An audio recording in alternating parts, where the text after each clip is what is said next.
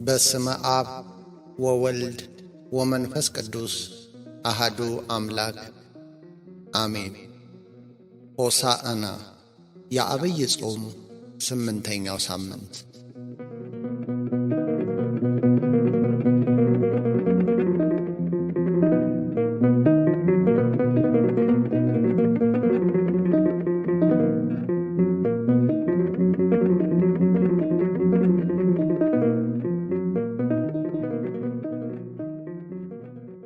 የሆሳዕና በዓል ጌታችን ኢየሱስ ክርስቶስ በአህያ ጀርባ ተቀምጦ ወደ ኢየሩሳሌም ሲገባ የሚቀድሙትና የሚከተሉት ሕዝብ በተለይም አእሩግ ሕፃናት ሆሳዕና ለዳዊት ልጅ በጌታ ስም የሚመጣ የተባረከ ነው፣ ሆሳዕና በአርያም በማለት ጌታችንን መቀበላቸው የሚታወስበት በዓል ነው።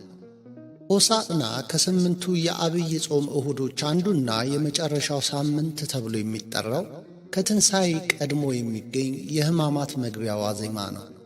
ሆሳዕና ከረቡዕ ጀምሮ የሚታሰብ ታላቅ የቤተ ክርስቲያን የበዓል ቀን እንደሆነ ይታወቃል። በዚሁ በዓል ሰንበትና በዋዜማዎቹ ዕለታት የሚዘመረው ጾመ ድጓ ሆሳዕና በአርያም፣ ሆሳዕና ለወልደ ዳዊት፣ ዕለተ ሆሳዕናሁ አርአየ ወዘተ በማለት ሆሳዕና የሚለውን ቃል ቅዱስ ያሬድና ሌሎችም አባቶች በየቦታው እየጠቀሱና እየተዘመረለት በአህያ ውርንጫ ላይ ተቀምጦ ኢየሩሳሌም የገባበትን ሁኔታ እየተረከ ስለሚዘምር ይህ ሰንበት በጌትነትና በክብር በውዳሴና ቅዳሴ ሆሳዕና በአርያም እየተባለ በሽማግሌዎችና በሕፃናት አንደበት በድንጋዮችም ልሳን ሳይቀር እየተመሰገነ ወደ ቅድስት አገር ኢየሩሳሌም በክብር ሲገባ ለሰጣቸው ለተቀደሰ ሰላሙና ፍቅሩ መታሰቢያ ሆኖ የተሰጠ ነው። አስቀድሞም በነቢይ እግዚአብሔር ዘካርያስ እንደተነገረው አንቺ የጽዮን ልጅ ሆይ እጅግ ደስ ይበልሽ፣ አንቺ ኢየሩሳሌም ሆይ እልል በይ፣ እነሆ ንጉሥሽ ጻድቅና አዳኝ ነው፣ ትሑትም ሆኖ በአህያይቱም ግልገል በውርንጭላይቱ ላይ ተቀምጦ ወደ አንቺ ይመጣል፣ ሰላምን ይናገራል። ዘካርያስ ምዕራፍ 9 ቁጥር 9 በማለት እንደሚመጣና የሰላምንም ብስራት እንደሚያበስር ተናግሮ ነበር። ሲመጣም ሁሉም ፈጥነው ልብሳቸውን ወሰዱ፣ በሰገነቱም መሰላል እርከን ላይ ከእግሩ በታች አነጠፉለት በማለት ሊደረግለት የሚገባውን ገልጿል። ሁለተኛ ነገሥት ምዕራፍ 9 ቁጥር 13። የሆሳዕና በዓል በቤተ ክርስቲያን ጌታ ወደ ቤተ መቅደስ ሲገባ ሕዝቡ ጸበርት ወይም ዘንባባ በመያዝ ቡሩክ ዘይመጽእ በስመ እግዚአብሔር፣ በእግዚአብሔር ስም የሚመጣ የተባረከ ነው መዝሙር 117 ቁጥር 26 በማለት ስለተቀበሉት ይህንን በማሰብና በማድረግ ቤተ ክርስቲያናችን ዘንባባ ለሕዝበ ክርስቲያኑ ታድላለች። በቤተ ክርስቲያን በአራቱም ማዕዘናት ይህን በዓል የሚመለከቱ የቅዱስ ማቴዎስ ወንጌል ምዕራፍ 21 ከቁጥር 1 እስከ 17፣ የቅዱስ ማርቆስ ወንጌል ምዕራፍ 11 ከቁጥር 1 እስከ 10፣ የቅዱስ ሉቃስ ወንጌል ምዕራፍ 19 ከቁጥር 29 እስከ 38 እና የቅዱስ ዮሐንስ ወንጌል ምዕራፍ 12 ከቁጥር 12 እስከ 15 ወንጌላት ይነበባሉ። ታዲያ እኛ ይህንን ዐቢይ በዓል የምናከብረው እንዴት ነው? በነቢያቱ ከላይ እንደተገለጠው በወንጌላቱም እንደተፈጸመው እርሱ ወደ እኛ የሚመጣበት ጊዜ መቼ ነው? ሲመጣስ ምን እናደርግ? የእግዚአብሔርን መምጫ ጊዜ ማሰብና መዘጋጀት ያለብንስ እንዴት ነው? ምክንያቱም በዓሉ ከምንም በላይ የሚጠቅመን ለእኛ ነውና። ስለዚህ ይህን በዓል ስናከብር ሰላምንና ፍቅርን፣ የእርሱን የክብር አመጣጥ እያሰብን ልንተገብረው ይገባል። ለጌታ የማያስፈልግ ፍጥረት የለም። ይልቁንም የክብር ዘውድ አድርጎ በመልኩ የፈጠረው ሰው ያስፈልገዋል።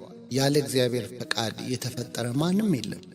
እያንዳንዳችን በእግዚአብሔር ዓላማና ጽድቅ የተፈጠረን እንደመሆናችን መጠን እግዚአብሔር የሚከብርበትን ሥራ ልንሠራ ይገባል።